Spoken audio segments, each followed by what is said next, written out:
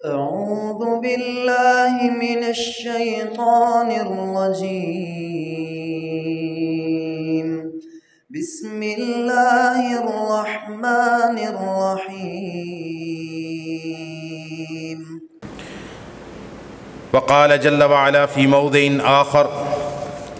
يا أيها الذين آمنوا أنفقوا من طيبات ما كسبتم ومما أخرجنا لكم من الأرض أما بعد فإن خير الحديث كتاب الله وخير الهدى هدى محمد صلى الله عليه وسلم وشر الأمور محدثاتها وكل محدثة بدعة وكل بدعة ضلالة۔ تمام قسم کی حمد و ثنا، تعریفات، تسبیحات، تمجیدات، بزرگی، بڑائی، پاکی، تقدیس و تحمید اکیلے اللہ رب العالمین کے لیے ہے، جو ہم سب کا خالق، مالک، رازق اور مدبر ہے، اور پھر لاکھوں کروڑوں درود و سلام ہوں اس ہستی اقدس و مقدس پر کہ جن کا نام نامی، اسم گرامی محمد الرسول اللہ صلی اللہ علیہ وآلہ وسلم ہے۔ دین اسلام کے 5 بنیادی ارکان ہیں، اور ان 5 بنیادی اور بڑے ارکان میں سے تیسرا بڑا رکن دین اسلام کا وہ ہے صاحب نصاب کے لیے، مالدار شخص کے لیے اپنے مال میں سے زکوٰۃ ادا کرنا۔ یہ اسلام کا تیسرا اور بنیادی رکن ہے، اور قرآن مجید کے اندر اللہ تعالیٰ نے زکوٰۃ کو نماز کے ساتھ ہمیشہ ذکر کیا ہے۔ اقیموا الصلاۃ وآتوا الزکاۃ۔ اللہ تعالیٰ نے جہاں نماز کا ذکر کیا ہے اس کے ساتھ ہی زکوٰۃ کا ذکر کیا ہے، اور زکوٰۃ کی اہمیت، زکوٰۃ کی قدر و قیمت، زکوٰۃ کی ادائیگی کا اسلام میں مرتبہ اور مقام یہ نماز کی طرح ہے بالکل۔ اس کا اندازہ آپ اس بات سے لگا سکتے ہیں کہ نبی رحمت صلی اللہ علیہ وسلم جب آپ صلی اللہ علیہ وسلم اس دنیا سے رخصت ہو گئے، آپ کی وفات ہوئی، تو مدینہ سے باہر کچھ قبائل جنہوں نے فتح مکہ کے بعد اسلام قبول کیا تھا، جب ان کو نبی کریم صلی اللہ علیہ وسلم کے دنیا سے چلے جانے کی خبر ہوئی، تو ان قبائل میں سے کچھ قبائل ایسے تھے، کچھ قبیلے ایسے تھے جنہوں نے زکوٰۃ دینے سے انکار کر دیا، جنہوں نے یہ کہا کہ ہم نماز تو پڑھیں گے لیکن زکوٰۃ ادا نہیں کریں گے۔ ہم نبی کریم صلی اللہ علیہ وسلم کو تو زکوٰۃ دیتے تھے، لیکن اب نبی پاک صلی اللہ علیہ وسلم کے بعد ہم کسی کو زکوٰۃ ادا نہیں کریں گے۔ زکوٰۃ کا معاملہ ختم ہو گیا، گویا کہ انہوں نے زکوٰۃ کے اسلام کا رکن ہونے کا ہی انکار کر دیا، اور زکوٰۃ خلیفۃ المسلمین، امیر المومنین، خلیفۃ رسول اللہ کو ادا کرنے سے انکار کر دیا۔ تو سیدنا ابو بکر رضی اللہ تعالیٰ عنہ نے سیدنا خالد ابن ولید رضی اللہ تعالیٰ عنہ کی سرکردی کے اندر ان کی سپہ سالاری میں ایک قافلہ، ایک لشکر بھیجا کہ ان کو جا کے تعلیم دو، تبلیغ کرو، اور اس بات پہ سمجھاؤ کہ زکوٰۃ اسلام کا بنیادی رکن ہے۔ جو زکوٰۃ ادا نہیں کرے گا، زکوٰۃ کا انکار کرے گا، نماز تو پڑھے گا لیکن زکوٰۃ سے بھاگے گا، ہم اس شخص سے ہر صورت کے اندر اس کے مال کی زکوٰۃ وصول کریں گے۔ وہ خوشی سے زکوٰۃ ادا کرے، اگر وہ خوشی سے زکوٰۃ ادا نہیں کرے گا اس سے زکوٰۃ وصول کی جائے گی، اگر وہ زکوٰۃ کے ادا کرنے کا انکار کرے گا تو پھر اس کے ساتھ اسی طرح قتال اور لڑائی اور جہاد کیا جائے گا جس طرح کافروں کے ساتھ کافر سمجھ کر جہاد اور قتال اور لڑائی کی جاتی ہے۔ یہ زکوٰۃ کی اہمیت ہے اسلام کے اندر کہ جو زکوٰۃ ادا نہ کرے، زکوٰۃ کا انکار کرے، اس کے خلاف قتال ہے، اس کے خلاف لڑائی ہے، اس کے خلاف اسلامی حکومت کا جہاد ہے، غزوہ ہے۔ نبی کریم صلی اللہ علیہ وسلم کے خلیفہ بلا فصل سیدنا ابو بکر رضی اللہ تعالیٰ عنہ نے جب لشکر کو مانعین زکوٰۃ اور منکرین زکوٰۃ کی سرکوبی کے لیے بھیجنا چاہا تو کئی صحابہ نے، بلکہ اکثر صحابہ نے، پورے مدینے کے صحابہ نے روکا کہ ابھی لشکر اسامہ کو بھی روانہ کیا جا چکا ہے اور مدینے کے اوپر جنگ کے بادل منڈا رہے ہیں اور کبھی بھی دشمن موقع پا کے حملہ کر سکتے ہیں۔ بنو عدی جو ہیں انہوں نے بنو حنیفہ جو قبیلہ ہے انہوں نے مسیلمہ کذاب کو نبی مان کر اس کے پیچھے لگ کے نبوت کا انکار کر کے اسلام سے ارتداد کر دیا ہے، وہ بھی مدینہ پر حملہ آور ہو سکتے ہیں۔ ادھر سے منکرین زکوٰۃ کا مسئلہ اٹھ گیا ہے، کبھی سے لوگ مرتدین کا مسئلہ، کہیں منکرین زکوٰۃ کا مسئلہ، کبھی روم اور فارس کے لشکروں کے مدینہ پر حملہ آوری کا مسئلہ۔ آپ ابھی تک منکرین زکوٰۃ کے خلاف کارروائی نہ کیجئے، ابھی تھوڑا انتظار کیجئے اور باقی مہمات میں اسلامی فوجوں کو فارغ ہونے دیجئے، اتنے محاذ ایک جگہ پہ نہ کھولیے، ورنہ مدینے کا دفاع، مدینے کا وجود خطرے کے اندر پڑ جائے گا اور دشمن مدینے کے اندر گھس جائے گا، مدینے کے دفاع کے لیے کوئی فوج باقی نہ رہے گی۔ زکوٰۃ کی اہمیت بتانا چاہتا ہوں آپ کو۔ سیدنا ابو بکر رضی اللہ تعالیٰ عنہ نے سیدنا عمر رضی اللہ تعالیٰ عنہ کو کہا، عمر تمہیں کیا ہو گیا ہے کہ زمانہ جاہلیت کے اندر تو تیرے جیسا بہادر کوئی نہیں تھا، اسلام ہو کے کیا تو بزدلی پہ اتر آیا ہے کہ تو سمجھا رہا ہے کہ جو زکوٰۃ کا انکار کرے اور کہے نماز تو پڑھوں گا لیکن زکوٰۃ ادا نہیں کروں گا، اور ابو بکر رضی اللہ تعالیٰ عنہ کو مجھے تو اس کے خلاف کاروائی کرنے سے روک رہا ہے۔ اللہ کی قسم، لَأُقَاتِلَنَّ مَنْ فَرَّقَ بَيْنَ الصَّلَاةِ وَالزَّكَاةِ، اللہ کی قسم میں اس شخص کے خلاف قتال کروں گا، لڑائی کروں گا، جہاد کروں گا جو زکوٰۃ اور نماز کے درمیان فرق کرے گا، کہے گا زکوٰۃ تو نماز تو پڑھوں گا، زکوٰۃ ادا نہیں کروں گا، نماز کو تو اسلام کا رکن مانے اور لیکن زکوٰۃ کا انکار کرے، ایسے شخص کے خلاف تلوار چلے گی، قتال ہوگی، لڑائی ہوگی ایسے شخص کے خلاف۔ لَأُقَاتِلَنَّ مَنْ فَرَّقَ بَيْنَ الصَّلَاةِ وَالزَّكَاةِ، نبی کریم صلی اللہ علیہ وسلم نے نماز کو اور زکوٰۃ کو اکٹھا ذکر کیا، قرآن نے نماز کو اور زکوٰۃ کو اکٹھا ذکر کیا۔ جو زکوٰۃ کا انکار کرے گا گویا اس نے اسلام کا انکار کیا، اور جو اسلام کا انکار کرے گا اس کے خلاف قتال کیا جائے گا، لڑائی کی جائے گی۔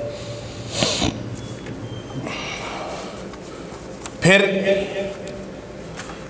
سٹاک ایکسچینج جو ہے نا کیوں کہندے نے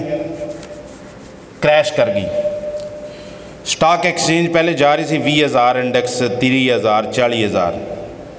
اس تو بعد اچانک وہ پاؤڈر وکنا شروع ہو گیا۔ پاؤڈر تمہیں پتہ ہے وہ بزنس بڑا ہوتا ہے، وہ پھر نہ ایک دم 2 3 4 لاکھ انڈیکس کے اتنے جس ویلے ایکو دیہڑے 24 گھنٹے بھی جس ویلے کراچی والا جڑی ہے نا سٹاک ایکسچینج وہ پاؤڈر وکنا شروع ہوئے نا، پاؤڈر تے افیون تے چرس،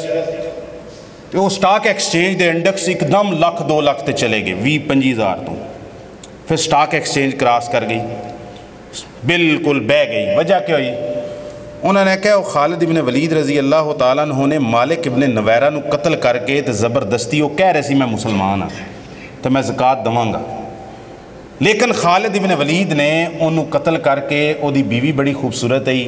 تے او دی نیت خراب ہوگی خالد ابن ولید دی، تو انہوں قتل کیتا، وہ کہندہ رہ گیا، رولے پاندہ رہ گیا مالک ابن نویرہ کہ میں نبی پاک دا صحابی ہاں تے میں کافر نہیں ہویا تے میں مرتد نہیں ہویا تے، لیکن انہوں نے انہوں قتل کر کے اسے ٹائم تے وہ دے نال شادی کر لی۔ سٹاک ایکسچینج پاؤڈر وک رہا سی نا تے پھر مارکیٹ کریش کر گئی، اور پھر کی ہویا جی؟ وہ زکوٰۃ دین دا منکر نہیں سی مالک ابن نویرہ، کی سی؟ وہ کہندا سی میں نبی پاک دے خلیفے علی نو زکوٰۃ داں گا جڑا حقیقی خلیفہ ہے، جڑا اصل خلیفہ ہے نا بلا فصل، میں زکوٰۃ اصل خلیفے نو دینی ہے، دوجے خلیفے نو دینی۔ یہ گل مارکیٹ سنی جے کو نہیں؟ تسی ماشاءاللہ شریف لوگ، تسی پاؤڈر ویچ دے ہو نہ خرید دے ہو، تانوں کی پتہ ہے؟ ٹھیک ہے، اسی بھاویں پاؤڈر پیندے نہیں ہے لیکن سانوں پتہ تو ہے نا کتنے کتنے وک جاتا ہے. تو اس واسطے وہ مارکیٹ کریش کیوں کر رہی ہے؟ مارکیٹ کریش کرنا ایک میری اصطلاح ہے جڑی میں کڑی ہے جڑی میں تخلیق کی ہے. بھائی ویوز بڑے جا رہے ہیں نا اتنے ویوز جا رہے ہیں. 1 لاکھ ویوز ہو گئے ہیں, 1 ملین ویڈیو دے ویوز ہو گئے ہیں 24 گھنٹے. وجہ کی ہے؟ وجہ ہے کہ کہانی ایسی کڑی گئی. خالد ابن ولید نے وہ زکوٰۃ کا منکر نہیں تھا, یہ روافظ نے کہانی کڑی ہے. اور خالد ابن ولید سے جتنی دشمنی اللہ کی زمین پر نا رافضیوں کو خالد ابن ولید سے دشمنی ہے نا, میں اللہ کی قسم اٹھا کے کہتا ہوں, ممبر پہ کھڑا ہوں, اتنی خالد ابن ولید سے دشمنی ان رومیوں کو بھی نہیں ہے جن کو یرموک کے اندر خالد ابن ولید نے مٹی چٹائی تھی اور دھول چٹائی تھی. اتنی دشمنی عیسائیوں اور یہودیوں کو بھی خالد ابن ولید سے نہیں ہے جتنی روافظ کو ہے. کہانی کیا بنائی کہ وہ مرتدین کے خلاف قتال کرنے کے لیے بھیجا. وہ اصل میں مرتد نہیں تھے, وہ اصل میں کہتے تھے ہم زکوٰۃ دیں گے, ہم مسلمان ہیں, لیکن نبی پاک کے اصلی خلیفہ یعنی علی رضی اللہ تعالیٰ عنہ کو دیں گے, ابو بکر کو ہم خلیفہ نہیں مانتے. اور خالد ابن ولید نے ان کو قتل کر دیا. ان کی بیوی پہ نظر پڑی اور ان کی سازش کر کے وہ کلمہ پڑھتا رہ گیا, اس کو مار دیا. کل میں ایک ترانہ بھی سن رہا تھا, انہوں نے کہا شان صحابہ وچ ذرا رافضیاں دا بھی ترانہ سنو. وہ دے چونے مالک ابن نویرہ دا نام لے کے انہوں کیوں انیاں تے پایا تے انہوں کیوں انج کیتا جناب جی, وہ جس طرح نوحے پڑھ دینے پڑھ رہا تے ابو ذر رضی اللہ عنہ دا نام لے کے تے اور جو انہوں نے کہانیاں شانیاں بنانیاں سی. کہنے کا مقصد یہ ہے, لہٰذا اگر مارکیٹ دے وچ سٹاک ایکسچینج پاؤڈر وکن لگ پوے وہ دی وجہ تو مارکیٹ بہت اتنے بھی چلی جائے تو یہ مطلب یہ نہیں بھائی تواڈے ملک دی معیشت بہت اتنے جا رہی. کوئی کنک وکے, کوئی چاول وکن, کوئی چینی وکے, کوئی لویا وکے, کوئی سونا وکے, کوئی چاندی وکے, کوئی چنگیاں شیواں وکن, چلو اور نہیں تو بچیاں دے کھلونے ہی وکن, تو پھر مارکیٹ اتنے جائے تو پھر چس آتی ہے نا. تو جے پاؤڈر تے چرس تے گانجا ویچ کے تے شراب ویچ کے اگر ملک دی اکانومی درست کرنی ہے تو پھر فائدہ نہیں. تو لہٰذا وہ جو روافظ جو مال بیچتے ہیں سٹاک ایکسچینج ایک باری اتنے جاندی ضرور ہے لیکن وہ مال کیا ہے کسی مسلمان دے کم دا نہیں. منکرین زکوٰۃ کے خلاف کارروائی کے اندر یہ بات پیش کی جاتی ہے. اور میری عادت ہے جتوں بھی میں لنگ رہا ہوں نا تو سیڈاں تے سلام دعا کردیاں چاہیے. سلام دعا سلام دعا مالک ابن نویرہ والا کرنا ضروری ہے تاکہ تسی بھی کرے وہ نوحہ سن لو نا تو تواڈے دل وچ نہ آوے یار گل تو صحیح ہے بڑا صحابہ کردے نے تو مالک ابن نویرہ صحابہ دا کدی عبد المنان صاحب نے کسی نا ہی نہیں لیا, یہ مطلب ہے یہ بڑے جھوٹے لوگ نے. تو میں سلام دعا راہاں وچ کردا جانا وا تاکہ ول خیر ہے پوچھ کے جانا چاہیے, ایویں نہیں لنگ جانا چاہیے. تو مالک ابن نویرہ تو میں ایویں نہیں لنگیا, ول خیر پوچھ کے لنگیا. دوجے گھر دی بھی خیر ہے ٹھیک ہے سحری کیتی جے افطاری کیتی جے کہ بھکھے تے نہیں ستے ہے, انہی کو ول خیر پوچھنی چاہیے. تو یہ خالد ابن ولید رضی اللہ تعالیٰ کی جو کاروائی تھی اور ابو بکر رضی اللہ تعالیٰ عنہ کا جو قتال تھا منکرین زکوٰۃ اور مرتدین کے خلاف, اس نے 2 باتیں سمجھائی ہیں. پہلی بات مسلمانوں نے سمجھائی غیر مسلمہ دا میں مالک میں ذمہ دار نہیں, مالک نہیں میں ذمہ دار نہیں. جیڑی بھی میں گل ایتھے کرنا نا ممبر تے وہ میں مسلمانوں واسطے کرنا, غیر مسلمہ دا میں ذمہ دار نہیں. مسلمانوں کے لیے یہ بات سمجھائی ہے ابو بکر صدیق نے کہ جو بندہ نماز کا اقراری ہو اور زکوٰۃ کا انکاری ہو وہ مسلمان ہو سکتا نہیں. تو جو بندہ مسلمان کلمہ پڑھ کے زکوٰۃ نہ دے اس کے خلاف اسلامی حکومت کارروائی کرے گی, زبردستی اسے زکوٰۃ لے گی. یا وہ زکوٰۃ دے گا, اگر وہ زکوٰۃ کا انکار کرے گا لڑائی کے لیے سامنے آئے گا تو اس کے خلاف اسی طرح قتال کی جائے گی جس طرح غزوہ بدر کے میں کافروں کے خلاف کارروائی کی گئی تھی. ایک بات. دوسری بات زکوٰۃ کی اہمیت میں یہ سمجھیے کہ جیسا میں نے پہلے بتا دیا کہ اسلام کے 5 بنیادی ارکان کے اندر تیسرا رکن روزہ چوتھے نمبر پہ آتا ہے, زکوٰۃ تیسرے نمبر پہ آتی ہے. زکوٰۃ کہاں پر آتی ہے؟ تیسرے نمبر پر آتی ہے. اس کی آپ اہمیت کو اس طرح دیکھیے کہ نبی کریم صلی اللہ علیہ وسلم نے زکوٰۃ لینے کے لیے ہمیشہ اپنے عامل کو لوگوں کے گھروں کے اندر بھیجا ہے. نماز پڑھنے واسطے مسجد اذان بلال دی کافی ہے, لیکن زکوٰۃ دینے کے لیے نبی کریم صلی اللہ علیہ وسلم نے جب سال پورا ہو جائے, جب صدقے کا زمانہ آئے تو نبی کریم صلی اللہ علیہ وسلم دور کی بستیوں کے اندر, بحرین کے اندر, یمن کے اندر, جہاں جہاں لوگ اسلام قبول کر چکے تھے, آپ صلی اللہ علیہ وسلم اپنا عامل زکوٰۃ بیچتے تھے جو ان کے مال کے اندر جا کے، ان کے اونٹوں کے اندر جا کے، ان کی بکریوں کے اندر جا کے، ان کی گائیوں میں جا کے، ان کی فصلوں کے اندر جا کے، وہاں پر ان کے باغات کا قیافہ لگا کے، اندازہ لگا کے وہ زکوٰۃ کا حساب کتاب کر کے آتا تھا، اور جب وہ فصل اترتی تھی، کھجوریں اترتی تھیں یا پھر جانوروں کی وہ زکوٰۃ وصول کر کے نبی کریم صلی اللہ علیہ وسلم کے پاس لاتے تھے۔ ایک اور بات سیدنا ابو بکر رضی اللہ عنہ نے فرمایا، اللہ کی قسم، ایک اونٹ کا گھٹنا باندھنے کی رسی، اونٹ کا گھٹنا باندھنے کی رسی، اس کی کیا اہمیت ہوتی ہے؟ کہا ایک اونٹ کا گھٹنا باندھنے کی رسی جو نبی پاک کو یہ زکوٰۃ میں دیتے تھے، اگر وہ بھی نہیں دیں گے باقی ساری زکوٰۃ دیں، ایک اونٹ کا گھٹنا باندھنے جتنی رسی بھی مجھ سے روکیں تب بھی میں ان کے ساتھ قتال کروں۔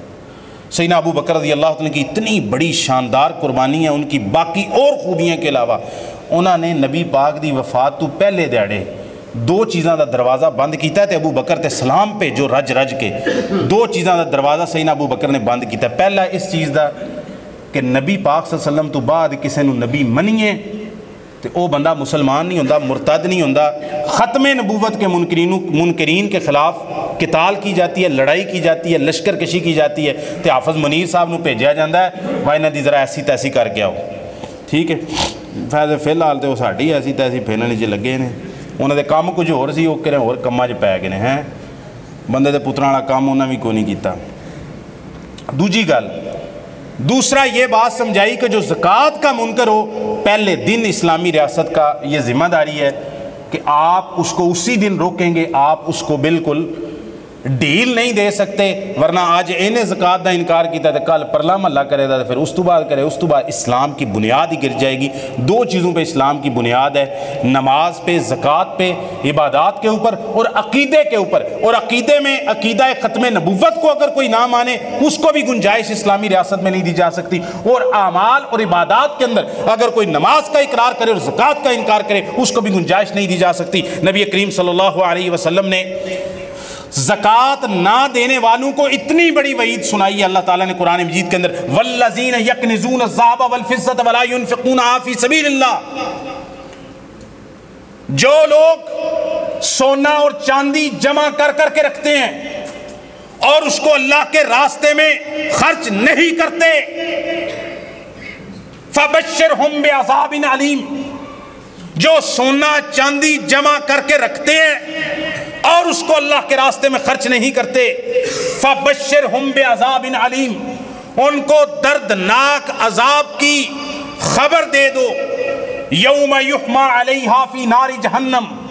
فتکوی بہا جباہہم وجنوبہم وظہورہم ھذا ما کنزتم لانفسکم فذوقوا ما کنتم تکنزون۔ اللہ تعالیٰ فرماتے ہیں جو لوگ سونا چاندی جمع کرتے ہیں اور اس کی زکوٰۃ ادا نہیں کرتے، ان کو جہنم کے دردناک عذاب کی خبر سنا دو۔ کل قیامت کے دن اسی سونا چاندی کو جہنم کی آگ میں تپایا جائے گا، اور جہنم کی آگ کے اندر تپا کے ان کی پیشانیوں کے اوپر داغ لگائے جائیں گے آگ کے، ان کے پہلوؤں پر داغ لگائے جائیں گے اور ان کی پشتوں کے اوپر داغ لگائے جائیں گے، اور پھر ان سے کہا جائے گا ھذا ما کنزتم لانفسکم، یہ وہ ہے جو تم نے اپنی جانوں کے لیے خزانہ بنا کے رکھا ہے اور اللہ کے راستے میں خرچ نہیں کیا ہے، فذوقوا ما کنتم تکنزون، اب اس کا مزہ چکھو جو تم نے اللہ کے راستے میں خرچ نہیں کیا، اللہ کا حق ادا نہیں کیا زکوٰۃ میں سے، اب اس کا مزہ چکھو جو تم خزانہ بنا بنا کے رکھتے تھے۔ نبی کریم صلی اللہ علیہ وسلم نے فرمایا، صحیح بخاری مسلم کی حدیث ہے، مالا فلم یؤدی زکاۃ، جس بندے کو اللہ تعالیٰ نے مال عطا کیا ہو اور وہ مال نصاب کو پہنچ جائے، فلم یؤدی زکاتہ، اور وہ بندہ اس کی زکوٰۃ ادا نہ کرے، مسل لہ یوم القیامت شجاعا اقرا لہ زبیبتان، نبی کریم صلی اللہ علیہ وسلم کو فرمایا جس کو اللہ نے مال عطا کیا، مال نصاب کو پہنچا، اس بندے نے اپنے مال کی زکوٰۃ ہی نہیں نکالی، کل قیامت کے دن اس کے مال کو ایک بہت بڑا گنجا 2 نقطوں والا ازدخہ بنا دیا جائے گا۔ قیامت کے دن اس کے مال کو بہت بڑا ازدخہ بنا دیا جائے گا، اس کا مال آئے گا، وہ سونا ہے چاندی ہے، دنیا کے اندر وہ سونا اور چاندی تھا، آخرت کے اندر جا کے وہ بہت بڑا ازدخا بن چکا ہے۔ نبی کریم صلی اللہ علیہ وسلم نے فرمایا پھر وہ اس بندے کے پیچھے بھاگے گا، بندہ اس سے جان چھڑائے گا، فَيَأْخُذُ بِلِحْظِوَتَيْهِ أَيْ شِدْقَيْهِ، وہ اس کی باچھوں سے پکڑے گا، وہ ازدہا اس زکوٰۃ نہ دینے والے کی باچھوں سے پکڑ کر اسے چیرے گا، اور وہ کہے گا، وہ بھاگے گا، بندہ اس سے جان چھڑائے گا، اس سے میدان محشر کے اندر بھاگا بھاگا پھرے گا، وہ ازدہا اس کے پیچھے پیچھے ہوگا، اور وہ آگے سے کہے گا مجھے کہاں بھاگتے ہو، آنا مالو کا آنا کنزو کا، میں تیرا مال ہوں، میں تیرا خزانہ ہوں جس کو جمع کر کے رکھتے تھے، اللہ کے راستے میں خرچ نہیں کرتے تھے، میں تیرا مال ہوں، میں تیرا خزانہ ہوں، لہٰذا آج کہاں سے بھاگتے ہو؟ دنیا کے اندر تو تجوریوں میں بند کر کے رکھتے تھے، دنیا میں تو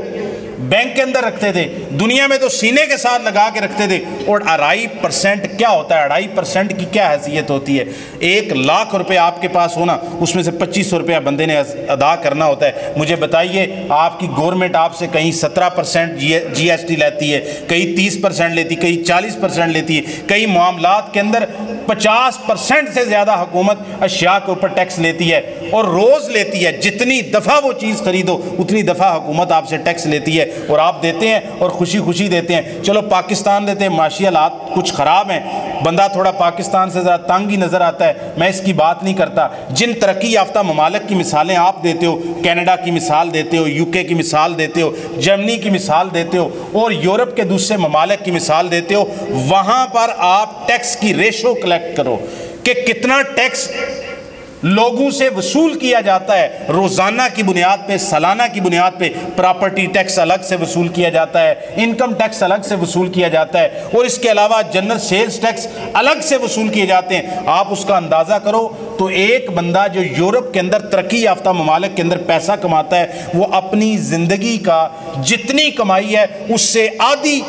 بلکہ کئی صورتوں کے اندر آدھی سے زیادہ وہ حکومت کو ٹیکسز کی صورت کے اندر دے سکتا ہے۔ اللہ تعالیٰ نے 1,00,000 میں سے 50,000 روپیہ نہیں مانگا، بلکہ اللہ تعالیٰ نے 100 میں سے 2.5 روپیے 2.5 روپے مانگے ہیں، اور 1,00,000 میں سے 2500 روپیہ مانگا ہے، اور کسی بندے کے پاس 1 کروڑ روپیہ موجود ہو تو اس میں سے 2.5 لاکھ مانگا ہے۔ آپ اندازہ کریں کہ ایک بندے کو اللہ نے اتنا مال دیا ہو، اتنا اللہ نے خزانے دیے ہوں، اتنا اللہ تعالیٰ نے نوازا ہو، اللہ تعالیٰ کا اتنا فضل ہو، تو وہ شخص اتنا کنجوس ہو،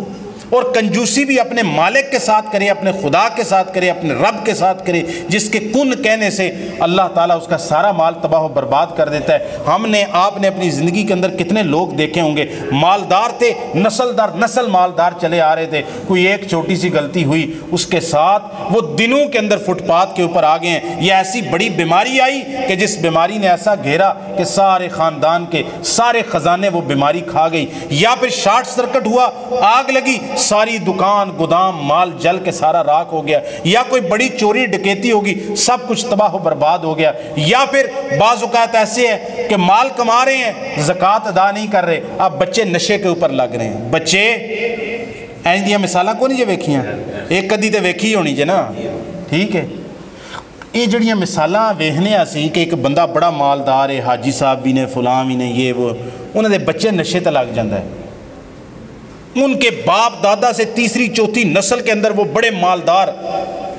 کروڑوں پتی، وجہ کیا ہے؟ آپ پیچھے جا کے وجہ تلاش کریں۔ بعض اوقات اللہ تعالیٰ کی آزمائش بھی ہو سکتی ہے، جیسے نوح علیہ السلام اللہ کے کتنے نیک بندے اور اللہ کے پیغمبر تھے، ان کا بیٹا برا نکل آیا۔ ہر جگہ پہ یہ قاعدہ نہیں ہے کہ جس کی اولاد بری ہوگی ضروری ہے کہ والدین اچھے نہیں ہوں گے، والدین اچھے ہوں گے اولاد بری نکل سکتی ہے آزمائش کے طور پر، لیکن عام طور پہ ہم نے یہ اندازہ لگایا ہے کہ جس بندے کے مال میں سے زکوٰۃ ادا نہیں ہوتی یا اس کے مال کے اندر حرام کی ملاوٹ ہوتی ہے، اس کی اولاد اس کی نافرمان نکلے۔ وہ غور کرے کہ میں زکوٰۃ، بندہ مال کس کے لیے کماتا ہے؟ یا اپنے لیے، اور بڑھاپے کے اندر جا کے ادیڑ عمری میں بندہ جو کچھ کماتا ہے نا، وہ اپنی اولاد کے لیے زیادہ سے زیادہ وراثت چھوڑ کے جانا چاہتا ہے۔ وہ بھائی جن کے لیے تو مال چھوڑ کے جانا چاہتا ہے، وہ تو کوئی نشے پہ لگ گیا ہے، وہ تو کوئی بدتمیز ہو گیا، وہ کوئی لڑائی جھگڑے میں پڑ گیا ہے، وہ کہیں ایسی پارٹیوں کے اندر، ایسی مجالس کے اندر بیٹھنے لگ گیا ہے کہ وہ بگڑ گیا ہے شخص۔ تو کس کے لیے مال کما رہا ہے؟ اگر تو مال حلال طریقے سے کماتا، حلال طریقے سے خرچ کرتا، اپنی اولاد کی حلال کے مال کے پرورش کرتا اور اس میں سے اللہ کا حصہ نکالتا، تو تجھے آج آج یہ دن نہ دیکھنا پڑتا۔ پھر ایسے مالدار لوگ بھی ہم نے دیکھے ہیں، اسی لالا موسیٰ کی بستی کے اندر دیکھے ہیں، جنہوں نے ساری زندگی کاروبار کیا ہے، اور جب بچے جوان ہوئے ہیں بچے نے دکان کے اوپر آ کے قبضہ کر لیا اور باپ کو باہر نکال دیا، کوئی نہیں جو ویکھیا اساں ویکھیا ہے، ساڑیاں گناہگار اکھاں ویکھیا۔ تو وجہ کیا ہے؟ آپ صرف مال کمانے کی مشین بنے ہوئے ہیں، نہ آپ حلال کی تمیز کر رہے ہیں نہ حرام کی تمیز کر رہے ہیں، پہلی غلطی۔ دوسری غلطی یہ ہے جب آپ نے اگر حلال طریقے سے ہی مال کمایا ہے، حلال طریقے میں کمانے کے بعد آپ نے اس میں سے 40واں حصہ 2.5% اللہ کا حق نکالا نہیں۔ تو جس مال کے اندر اللہ کا حق موجود ہو،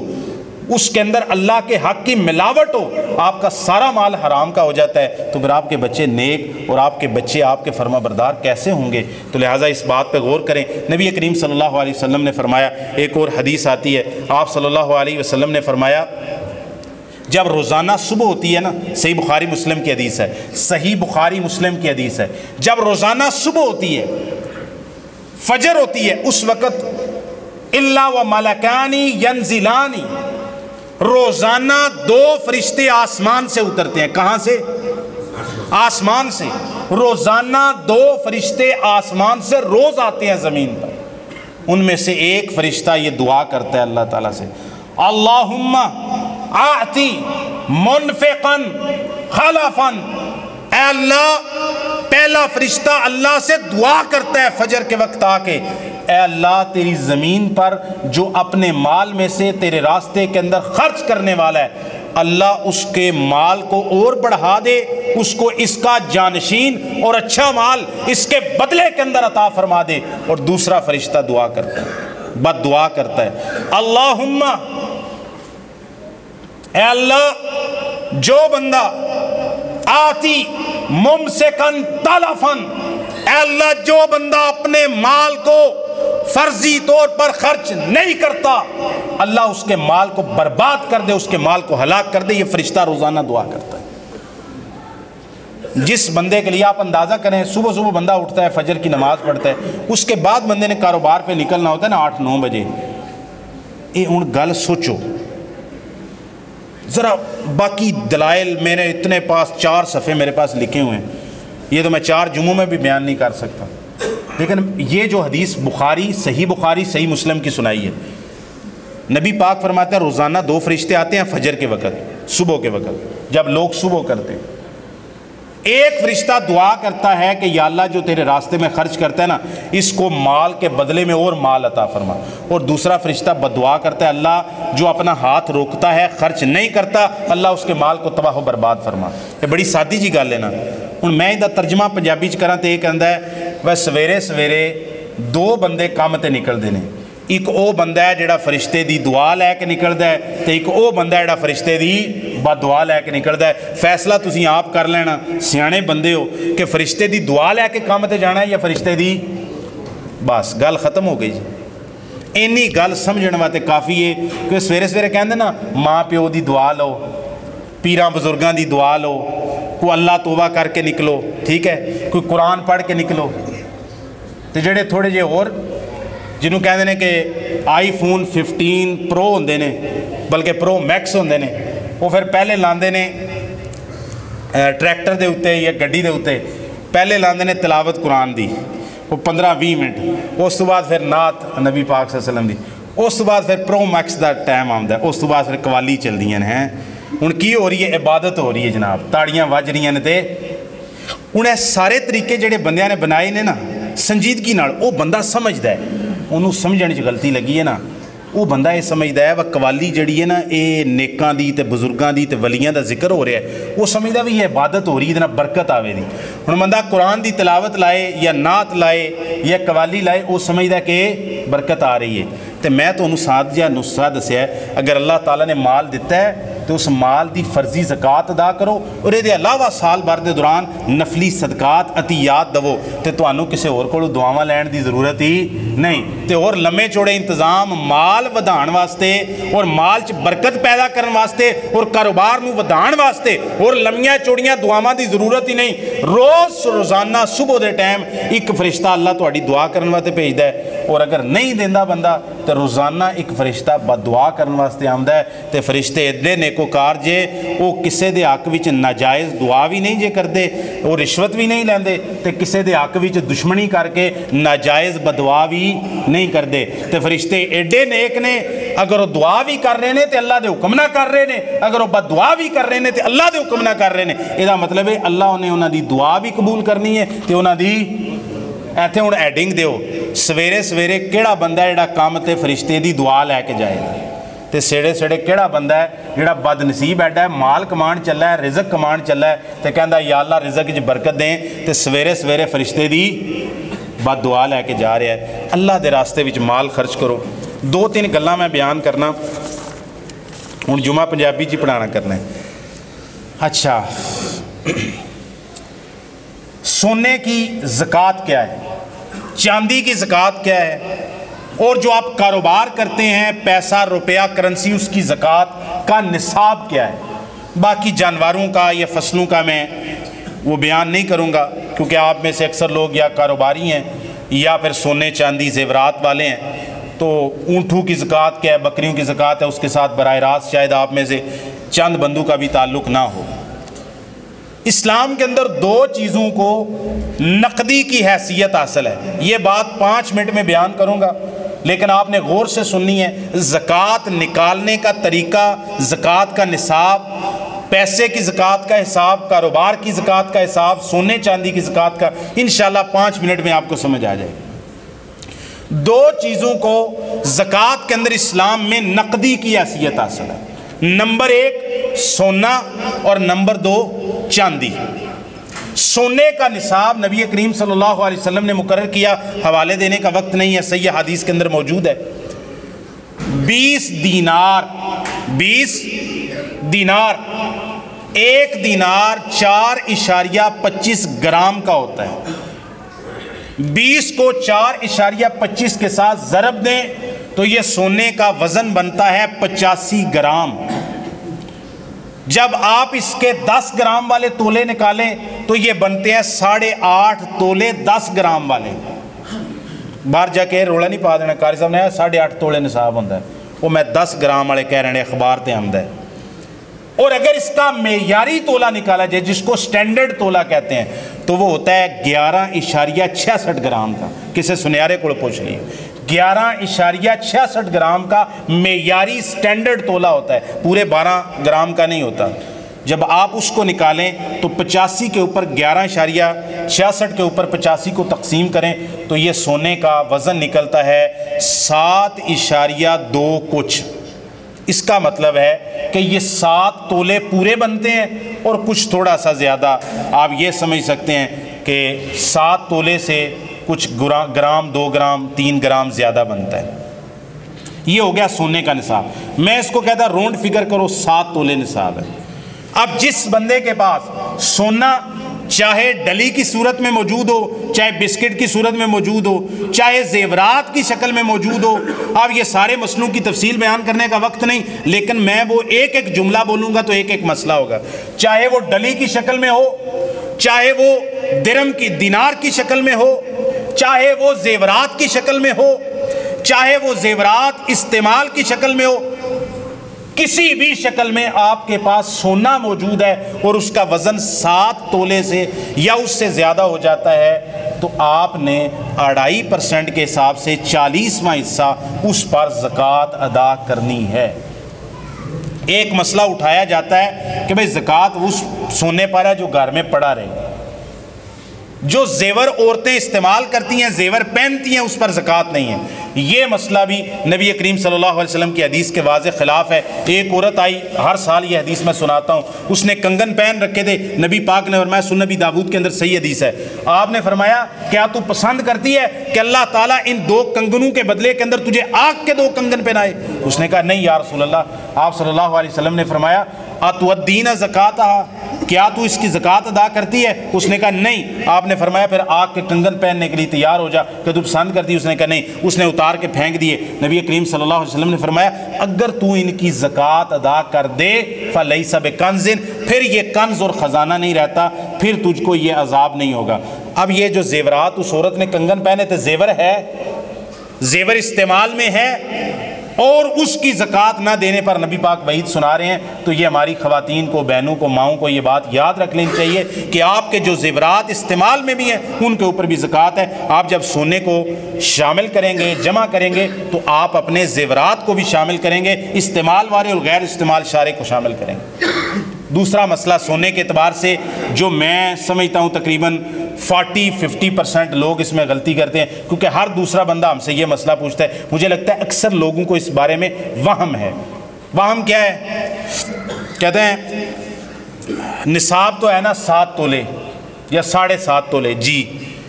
میرے پاس 10 تولے سونا ہے، تو یہ مطلب قاری صاحب پھر میں 3 تولیاں دی زکوٰۃ دینی ہے نا۔ ایک گل سنی جے کوئی نہیں؟ یہ تقریباً 30-40 بعض اوقات 50% لوگوں کو یہ وہم ہے کہ 7 تولے تک معافی ہے، 7 تولے سے جو اوپر ہوگا اس پر زکوٰۃ ہے۔ دونوں باتیں، 7 تولے تک معافی ہے یہ بات ٹھیک ہے، 7 تولے سے جو اوپر ہو جائے گا تو پھر اس صرف 1 تولہ 8 تولے ہوئے تو 1 تولے پہ زکوٰۃ نہیں ہے، 10 تولے ہو گئے تو صرف 3 تولے پہ زکوٰۃ نہیں ہے، بلکہ نصاب سارے سونے پہ پورا ہو چکا ہے، پھر وہ سارے 10 کے 10 تولوں کے اوپر زکوٰۃ ہونی ہے۔ یہ مسئلہ واضح ہو گیا میرے بھائیوں؟ 7 تولے کسی بندے کے پاس سونا ہے، اس سے کم ہے، زکوٰۃ نہیں ہے۔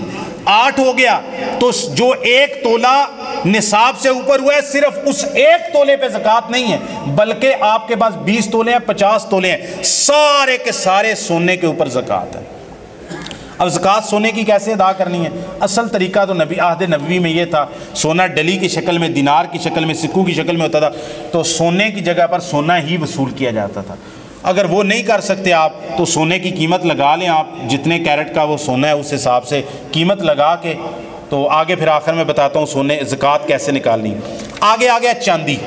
چاندی کا نصاب ہے 200 درہم۔ 1 درہم ہوتا ہے تقریباً 2.975 گرام کا، اور اس کو اگر ضرب دیا جائے تو یہ 595 گرام بنتے ہیں۔ 595 گرام کے تولے بنائے جائیں تو یہ 53 سے 54 تولے بنتے ہیں، تو اتنا اس کا نصاب ہے۔ اور وہ آج کی تاریخ کے اندر میں نے ریٹ چیک نہیں کیا، تقریباً 2500 روپے کا 10 گرام چاندی کا ریٹ ہے پاکستان کے اندر، کچھ دن پہلے میں نے چیک کیا تھا، تو اس حساب سے تقریباً یہ 2.25 لاکھ روپیہ تقریباً زکوٰۃ کا چاندی کا نصاب بنتا ہے۔ اب چاندی تو عام طور پہ لوگ استعمال بھی نہیں کرتے۔ اب آ جاتی ہے بات روپے کی۔ سونے کے نصاب کو الگ کر دیں، سونے کو بالکل الگ دیکھیں، اس کو کسی اور چیز میں شامل نہ کریں۔ سونا آپ کے پاس کسی بھی شکل میں موجود ہے، آپ اس کے مالک ہیں یا آپ کی بیوی مالک ہے، جس نے بھی زکوٰۃ ادا کرنی ہے اس کو آپ 7 تولے کے حساب سے بالکل الگ کر دیں۔ باقی اپنے کاروبار، اپنے بینک کے اندر پیسہ موجود ہے، نقدی روپیہ، پیسہ، کرنسی، اس کا حساب چاندی کے حساب سے کریں، اس کو سونے کے حساب پر نہ تولیں۔ لوگ کیا کرتے ہیں، کہتے ہیں سونے کے حساب سے زکوٰۃ ہم تو دیں گے، تو میرے پاس تو اکاؤنٹ کے اندر پیسے پڑے ہوئے ہیں مثال کے طور پر 10 لاکھ، تو وہ کہتے ہیں بھائی صاحب 2.5 لاکھ روپے پاکستان کے اندر تولہ سونا ہے، تو میرے پاس تو اتنے پیسے ہی نہیں ہیں، کوئی 20-25 لاکھ روپیہ ہوگا، 20-22 لاکھ روپیہ، تو میرا مال نصاب کو پہنچے گا، لہذا سونے کا نصاب پورا نہیں ہوتا، میں زکوٰۃ نہیں دوں گا۔ یہ بات ٹھیک نہیں ہے۔ تمام فقہا کا، تمام علماء کا اس بات پر اتفاق ہے، عرب عجم کا، کہ روپے، پیسے، کرنسی کا نصاب آپ چاندی کے حساب سے نکالیں گے، سونے کے حساب سے نہیں نکالیں۔ وجہ کیا ہے؟ سونے کا دور بہت سارے لوگ زکوٰۃ نہیں دیں گے، اور چاندی کا نصاب 2 لاکھ روپے پہ پورا ہو جائے گا، اللہ تعالیٰ کا تقویٰ بھی زیادہ حاصل ہوگا اور فقراء اور مساکین کا فائدہ بھی زیادہ ہوگا، لہذا جس بندے کے پاس 5-7 لاکھ روپیہ بھی پارک ہوا پڑا ہے وہ بھی زکوٰۃ دے گا۔ اگر سونے کی طرف جائیں گے روپے پیسے کے لیے تو آپ کی اکثریت زکوٰۃ دینے سے مستثنا ہو جائے گی، فقراء کا نقصان ہوگا، اور یہ تقویٰ کے بھی خلاف ہے۔ یہ بات یہ نہیں کہ ہم دھکے سے کہہ رہے ہیں، بھائی نبی پاک نے 2 نقدیاں بتائی ہیں، کتنی؟ 2، ایک سونا اور ایک کاروباری کو کیا ہوتا ہے ہمیں کہ ہم سونے کے حساب سے زکوٰۃ دینا چاہتے ہیں، روپے پیسے کی، چاندی کے حساب سے نہیں دینا چاہتے۔ وجہ کیا ہے؟ کیونکہ اگر میں کنجوس ہوں، میں مال اللہ کے راستے میں خرچ نہیں کرنا چاہتا، تو میری کوشش ہوگی 10 لاکھ 15 لاکھ تک جو ہے نا میرے پاس مال ہے نا پڑا ہوا ہے، زکوٰۃ سے بچ جائے، کیونکہ ابھی سونے کا نصاب پورا نہیں ہوا۔ پچھلے سال بھی یہی گل میں کی، اج بھی یہی کہنا تے جس بندے دی اللہ نال ہوئے دی نا یاری، جڑا بندہ اللہ دا بیلی ہوئے دا وہ کہے گا زکوٰۃ میں چاہتا ہوں جلدی زکوٰۃ کا نصاب پورا ہو، میں 2 لاکھ 2.5 لاکھ 3 لاکھ 5 لاکھ پہ بھی زکوٰۃ دینے کے لیے تیار ہوں۔ تو چاندی کے حساب سے بندہ تقوی کا تقاضا بھی ہے، اللہ کے خوف کا تقاضا بھی ہے کہ نبی پاک نے سونے کو بھی نصاب بنایا، چاندی کو بھی نصاب بنایا، تو آپ اتنا انتظار کیوں کرتے ہیں؟ سوال یہ اس لیے پیدا ہوتا ہے کہ نبی پاک کے زمانے میں کرنسی نوٹ روپیہ پیسہ موجود نہیں تھا، یا سونا تھا یا چاندی تھا، جس کے بعد سونا ہوتا سونے کے حساب سے زکوٰۃ دیتا، جس کے بعد چاندی ہوتی چاندی کے حساب سے زکوٰۃ دیتا۔ اب سونے اور چاندی کی جگہ پہ ایک تیسری چیز آ گئی تو اس کو چاندی کے اوپر قیاس کرنا چاہیے۔ سونے کا نصاب پورا ہونے کا 25 لاکھ کا انتظار نہیں کرنا چاہیے، 2-2.5 لاکھ بھی کسی کے پاس موجود ہے تو اس پر بھی زکوٰۃ دے دینی چاہیے۔ زکوٰۃ کن کو دینی ہے؟ زکوٰۃ کے 8 مصارف ہیں، کچھ مصارف تو ایسے ہیں جو زمین پہ بھی ایگزسٹ ہی نہیں کرتے۔ فقراء، پہلے فقراء ہیں۔ سورہ البقرہ آیت نمبر 60 میں اللہ تعالیٰ نے فرمایا پہلے لوگ ہیں فقراء۔ فقیر کس کو کہتے ہیں؟ جس کے پاس ایک دن کی روٹی کھانے کے بھی پیسے نہیں ہوتے، بالکل جس کو کہتے ہیں نا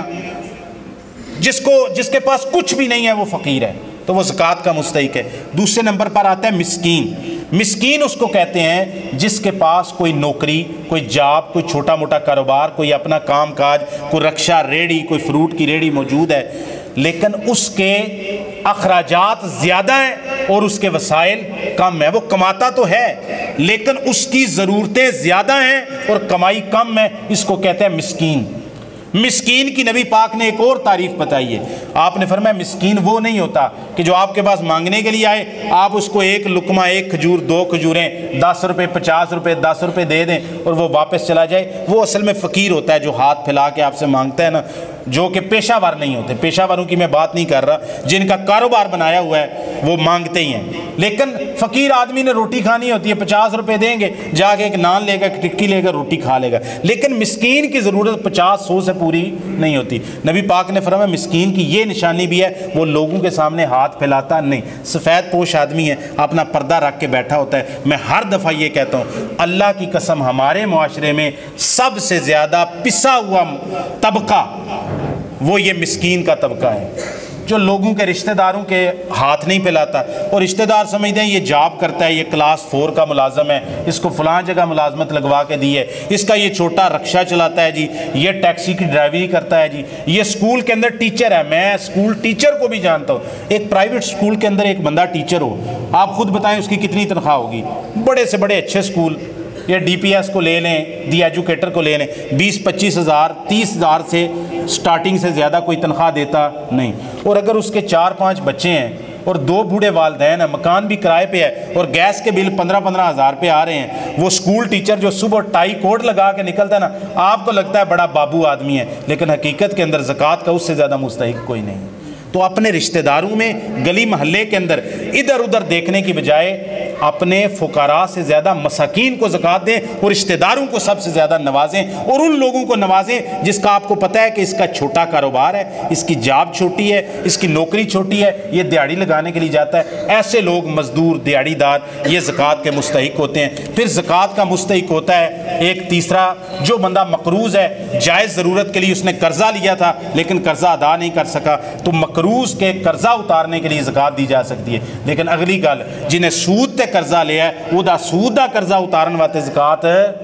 نہیں دی، کیوں تو یہ کام کیتا ہے؟ اللہ نال جنگ کر رہے ہیں، نال سانو کہہ رہے ہیں میں کلاشنکوف دیو کہ میں اللہ نال جنگ کرنی ہے، نعوذ باللہ، یہ نہیں ہو سکتا جی۔ ہاں،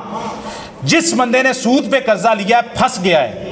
اس کا اصل مال اگر اس کے ساتھ پارٹی کے ساتھ بات چلتی ہے، ہم جا کے اس سے بات کرتے ہیں یار سود معاف کر دے، اصل مال تو اپنا لے لے، پھر اس کے ساتھ تعاون کیا جا سکتا ہے۔ لیکن اگر وہ بینک ہے یا ایسا ادارہ ہے، وہ کہتا ہے سود تے پہلے تسی اصل چھڈو، سود پہلے دیو تے اصل بعد، پھر ہم اپنی زکوٰۃ کو سود کی ادائیگی کے اندر پلید نہیں کر سکتے، یہ مسئلہ سمجھ لینا چاہیے۔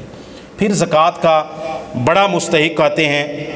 فی سبیل اللہ، سارے بیان نہیں کر رہا، اللہ تعالیٰ کے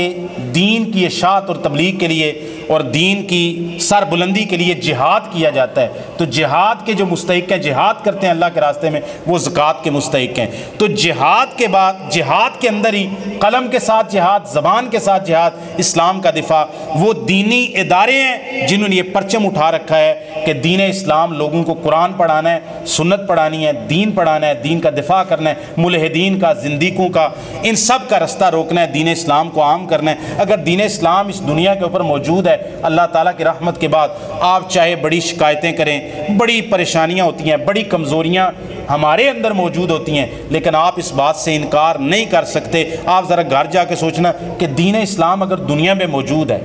خرابیوں کے باوجود جو ہمارے اندر طبقہ علماء پہ پائی جاتی ہیں، اللہ تعالیٰ معاف فرمائے، اس کے باوجود یہ دین اسلام کس کی مرہون منت ہے؟ اللہ کی رحمت کے بعد علماء کی، مدارس کی۔ اور مدارس میں نے پچھلے سال بھی ذکر کیا تھا، بھائی مدرسہ چلانا یہ میری ذمہ داری نہیں ہے،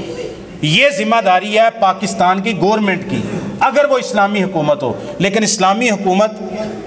دینی اداروں کو چلانے کا بجٹ نہیں دیتی، نہ وہ اس کا بجٹ قبول کرتی ہے، صرف اس نے اپنے ساتھ ٹیگ لگا لیا اسلامی جمہوریہ کا، اور باقی وہ کوئی کام اسلام کی تبلیغ، اشاعت اور دینی تعلیم کو عام کرنے کا بجٹ حکومت نہیں دیتی، جو کہ ان کو دینا چاہیے۔ پھر کیا ہوتا ہے؟ پھر اپنی مدد آپ کے تحت مدارس بنائے جاتے ہیں۔ یہ انگریز دور سے مسلمانوں نے شروع کیے تھے، اس سے پہلے خلافت عثمانیہ میں، خلافت بنی امیہ میں، خلافت بنی عباس میں، خلفاء راشدین کے زمانے میں یہ دین پڑھنے پڑھانے کے اوپر، علماء کے اوپر خرچ اسلامی حکومت کیا کرتی تھی کہ آپ پڑھو، پڑھاؤ، کتابیں لکھو، حدیث پہ کام کرو، آپ کی سرپرستی حکومت کرے گی۔ لیکن جب انگریز آیا، اس کے بعد یہ اسلامی حکومت کا نظام جو تھوڑا بہت تھا وہ بھی ختم ہو گیا۔ اب اپنی مدد آپ کے تحت ادارے چل رہے ہیں۔ میں کوئی آپ سے صرف مسئلہ سمجھانے کے لیے کہ لوگ پوچھتے ہیں کون زیادہ مستحق ہے، تو میں نے کہا فقراء مستحق ہیں، مساکین مستحق ہیں، مقروض مستحق ہیں، اور اس کے بعد سب سے زیادہ مستحق جو سال بھر کے اندر اپنا پورا بجٹ رمضان کے اندر پورا کرتے ہیں، وہ دینی ادارے ہیں جو آپ کے بچوں کو پڑھا رہے ہیں، آپ کی بچیوں کو پڑھا رہے ہیں، آپ کی اگلی نسلوں کو پڑھا رہے ہیں، ان کا بھی ضرور خیال رکھیے۔ اس کے علاوہ اللہ تعالیٰ کی رحمت کے علاوہ اور لوگوں کی مدد جو اپنے تحت کرتے ہیں، اس کے علاوہ مدارس کے چلنے کا کوئی ذریعہ موجود نہیں ہے۔ اللہ تعالیٰ ہمیں عمل کی توفیق عطا فرمائے۔ جو کوئی مسئلہ رہ گیا ہو، 5-7 منٹ میں ایسے ہی اوپر لے چکا ہوں، تو وہ آپ میرے پاس آ کر مجھ سے پوچھ سکتے ہیں، میں انشاءاللہ آپ کی رہنمائی کر دوں گا۔ وما توفیقی الا باللہ۔ اعوذ باللہ من الشیطان الرجیم، بسم اللہ الرحمن الرحیم۔